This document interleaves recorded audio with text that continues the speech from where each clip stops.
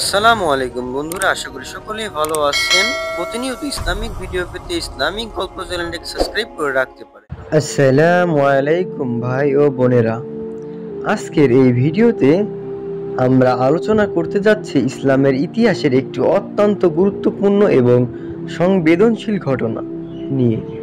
এটি শুধু একটি ঐতিহাসিক ঘটনা নয়, বরং এটি আমাদের জন্য একটি গভীর শিক্ষার বিষয় বটে। নবীজির শরীরে থুতু দেওয়ার পরিণতি, নাউজুবিল্লাহ। এই ঘটনাটি কি ছিল, কে বা কারা এই কাজ করেছিল এবং এর পরিণতি কি হয়েছিল, এই প্রশ্নগুলোর উত্তর জানতে পুরো ভিডিওটি মনোযোগ সহকারে দেখুন। আমরা চেষ্টা করব এই ঘটনাটি আপনাদের সামনে সুস্পষ্ট এবং নির্ভরযোগ্য সূত্রের মাধ্যমে উপস্থাপন করতে। এই ভিডিওটি শুধু ইতিহাস জানার জন্য নয়, বরং আমাদের জীবনের জন্য একটি বড় শিক্ষা।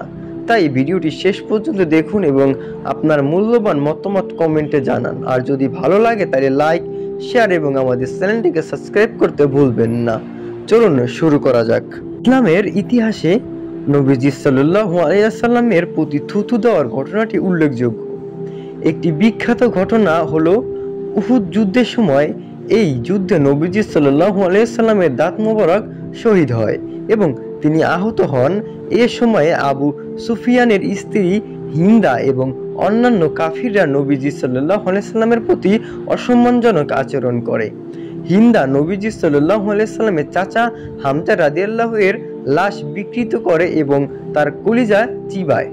এছাড়াও কিছু কাফির নবীজি সাল্লাল্লাহু আলাইহি ওয়াসাল্লামের দিকে থুতু নিক্ষেপ করে। সবাই বলে নাউজুবিল্লাহ।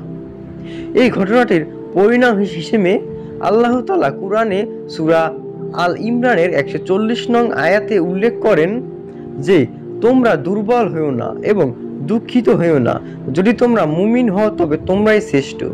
এই আয়াতে আল্লাহ তাআলা মুমিনদেরকে সান্ত্বনা দেন এবং তাদেরকে ধৈর্য ধারণ করার নির্দেশ দেন। নবীজি সাল্লাল্লাহু আলাইহি সাল্লামের প্রতি অসম্মানজনক আচরণদের জন্য আল্লাহ তাআলা পরকালে কঠোর শাস্তির ব্যবস্থা করেছেন। ইহকালেও তাদের জন্য লাঞ্ছনা ও অপমান অপেক্ষা করেছে। এই ঘটনা থেকে আমরা শিক্ষা পাই যে নবীজি সাল্লাল্লাহু আলাইহি সাল্লামের প্রতি অসম্মান বা অপমান করা মারাত্মক অপরাধ এবং এর পরিণাম অত্যন্ত ভয়াবহ।